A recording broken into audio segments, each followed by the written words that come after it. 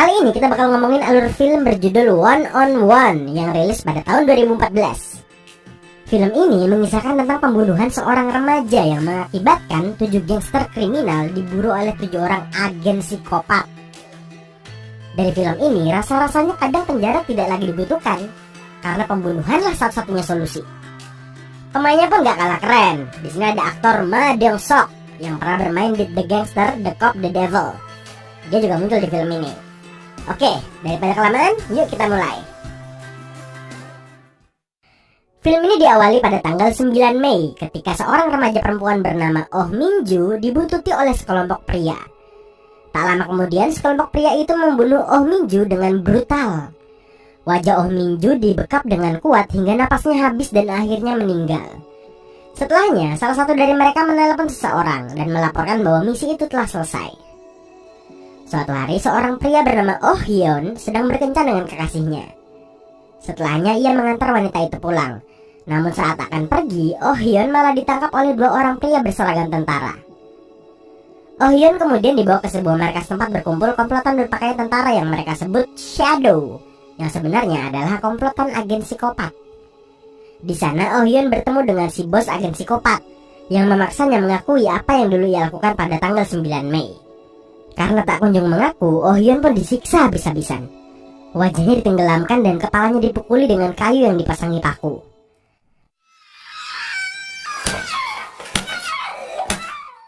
Setelah mengaku dan memberikan cap tangan dengan tinta darah, akhirnya Oh Hyun pun dilepaskan dalam keadaan terluka. Akhirnya Oh Hyun kembali ke mobilnya. Ia pun kemudian menghubungi kekasihnya dan berkata bahwa semua baik-baik saja. Scene berganti ketika Oh Hyun tampak sedang makan siang dengan kekasihnya yang lain. Di sana Oh Hyun tampak sedang menghina seorang pramusaji. Pramusaji itu sangat kesal dan tersinggung oleh kesombongan Oh Hyun.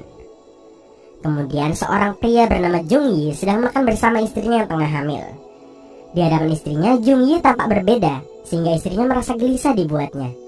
Setelah obrolan itu, Jung Yi pamit pergi pada istri dan bayinya. Ternyata Jung Yi pergi ke kuil untuk berdoa. Di sana Jung Yi tampak menitikkan air mata. Tak lama kemudian beberapa pria datang dan menyekap Jung Yi untuk dibawa ke suatu tempat. Saat Jung Yi membuka mata, ia telah berada di markas Shadow. Jung Yi langsung dicecar pertanyaan tentang kejadian tanggal 9 Mei. Jung Yi pun dipukuli oleh si bos. Meskipun begitu, salah seorang wanita anggota Shadow tidak tega melihatnya. Setelah mengaku, Jung Yi dikembalikan ke mobilnya. Jung Yi tampak sudah tidak sanggup menahan perasaan bersalahnya karena telah membunuh. Dengan sebuah pistol, Jung Yi pun menembak kepalanya sendiri. Scene berganti pada Oh Hyun yang kali ini terlihat hidup serba kekurangan. Kekasih Oh Hyun hari itu baru pulang kerja. Oh Hyun yang posesif terus-terusan mencecar kekasihnya dengan berbagai macam pertanyaan. Oh Hyun pun menggunakan kekerasan, namun ia berkelit bahwa itu adalah bentuk cintanya pada sang kekasih. Hei, ya nggak gitu mas. Kalau kamu mau main kasar sebagai bentuk cinta, kayak cambuk-cambukan gitu ya, mungkin masnya pacaran sama kuda aja kali ya, lebih cocok. Kemudian ditunjukkan seorang pria bernama Oh Ji-ha sedang mengobrol bersama temannya. Di sana Oh Ji-ha tengah membicarakan dirinya yang sedang naik jabatan. Oh Ji-ha lalu tampak memperhatikan seorang wanita. Dan scene pun berganti. Kini Oh Ji-ha disiksa oleh anggota Shadow dengan metode yang sama dengan yang pernah mereka lakukan sebelumnya. Setelah itu mereka berniat untuk meninggalkan Oh Ji-ha dengan membiarkan batinnya tersiksa seorang diri. Salah seorang anggota Shadow tidak terima dengan metode si bos psikopat yang terlalu barbar. Ia meminta si bos agar lebih manusiawi dalam melakukan interogasinya. Scene lalu berganti pada keluarga Oh Hyun saat mereka masih miskin. Di sana, adik Oh Hyun datang dan bertengkar dengan Oh Hyun setelah membicarakan masalah pendidikannya. Kemudian, Oh Hyun memutuskan untuk memata-matai kelompok Shadow untuk mengetahui siapa saja yang ada di balik kekejian itu. Ternyata, ia malah menemukan temannya disiksa di sana. Oh Hyun pun tidak dapat menghentikan air matanya karena teringat dengan yang dulu pernah ia alami sendiri. Setelah para anggota Shadow pulang ke tempat masing-masing, Oh Hyun masih mengikuti mereka untuk mendapatkan foto mereka. Perlahan tapi pasti, Oh Hyun mendapatkan semua foto anggota Shadow. Setelahnya, Oh Hyun melihat markas Shadow, namun ternyata mereka sudah menghilangkan jejak mereka di sana. Setelah berhasil mengumpulkan bukti, Oh Hyun menghubungi Oh Ji-ha untuk bekerja sama sebagai korban kekerasan dari komplotan Shadow. Namun sayang, Oh Ji-ha tidak mau karena dirinya terlanjur mengalami trauma dan dia malah kabur. Scene pun berganti pada Oh Hyun yang sedang berada di sebuah bengkel mobil. Di sana Oh Hyun membuat bawahannya menjadi kesal karena Oh Hyun mendekati kekasih bawahannya dan mereka malah bermesraan di sana.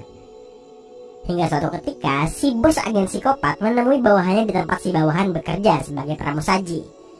Mereka mengobrol dan berdebat soal prinsip keadilan, hukum, dan soal main hakim sendiri. Tak lama kemudian, seorang pejabat tampak diculik oleh anggota Shadow.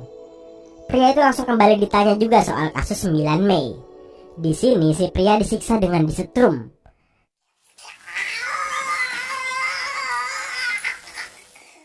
Setelahnya ia dikembalikan ke tempat di mana ia berada awalnya. Penyiksaan yang dilakukan kelompok Shadow ini diam-diam menimbulkan luka pada sesama anggota Shadow. Lama-kelamaan mereka merasa bahwa yang mereka lakukan adalah hal yang amat keji, sehingga mereka bertengkar satu sama lain. Hal itu kini menempatkan sang bos psikopat menjadi agak terpojokan. Scene pun berganti dengan seorang pria yang nampak tinggal di lingkungan yang kumuh. Pria itu lantas menemui Oh Hyun untuk meminjam uang, namun Oh Hyun menolaknya. Beberapa waktu kemudian, mereka kembali menculik orang yang diduga pelaku pembunuhan Oh Minju pada 9 Mei. Kali ini mereka menculik seorang tentara dan memintanya mengaku apa yang ia lakukan pada saat 9 Mei. Si tentara disiksa dengan diberikan gas beracun, namun ia masih juga tidak mengaku. Si bos psikopat pun hilang kesabaran dan langsung menembaknya.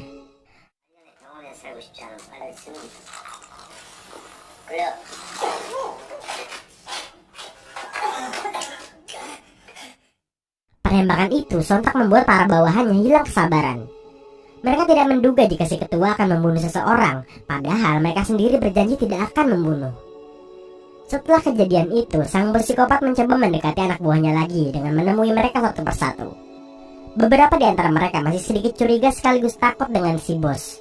Namun beberapa di antara mereka masih tampak baik-baik saja dengan sang psikopat. Scene kemudian berganti pada sang psikopat yang tinggal di atas bukit. Kali ini dia terlihat sedang melihat berita-berita terorisme. Tak lama kemudian, Oh Hyun datang menyamar sebagai seorang biksu. Ia lalu meminta air pada sang bos Shadow untuk melanjutkan perjalanan. Tak lama, Shadow pun kembali menjalani aksinya. Kini mereka menculik orang ketujuh untuk membalaskan dendamnya. Tapi kala melakukan interogasi, si bos psikopat malah kesulitan menghentikan siksaannya. Hal ini membuat para anak buah terpaksa melawan si bos mereka sendiri agar ia mau berhenti. Setelah itu, para anggota Shadow pergi meninggalkan orang yang diculik tadi. Tak lama kemudian, Oh Hyun datang dan mendekati orang yang diculik tadi. Oh Hyun kemudian menggunakan pakaian seragam Shadow. Ia lalu pergi menemui ketua Shadow di atas bukit dan membunuhnya. Dan film pun tamat. Oke, itulah akhir kisah One on One, yang mana si ketua Shadow ini akhirnya mati di tangan Oh Hyun. Oke, sebenarnya film ini tuh mau ngomongin soal balas dendam dan main hakim sendiri. Orang-orang agen psikopat ini awalnya ngerasa yang mereka lakuin tuh bener, tapi pada akhirnya mereka semua cuma ngikutin hasrat masing-masing aja. Dan sebenarnya sampai akhir film kita nggak pernah ditunjukin apa sih motif sebenarnya dari komplotan Shadow ini. Yang jelas ya intinya cuma soal mereka pengen balas dendam, mereka pengen main hakim sendiri. Tapi ujung-ujungnya ya gitu, kayak si bos psikopat tadi sulit mengontrol diri sendiri. Udah kayak ketagihan gitu buat nyiksa orang. Tapi ya yang bikin menarik ya, orang-orang yang membenci Oh Hyun karena tingkahnya saat menjadi orang kaya, mereka semua tuh akhirnya berkumpul dan jadi anggota Shadow. Tapi selain itu semua, aksi Ma Dong-seok sebagai seorang bos psikopat tuh menjiwai banget. Oke, gitu aja deh. Saya mau nanya nih, kalau kalian nih, misalnya kalian jadi terdakwa kriminal, kalian mending di penjara atau mending disiksa agen psikopat? Coba tulis jawaban kalian di kolom komentar, saya pengen tahu. Oke, itulah alur cerita film One on One. Kiranya sekian, sampai jumpa lagi di lain kesempatan. Jangan lupa buat share, like, subscribe, dan bye.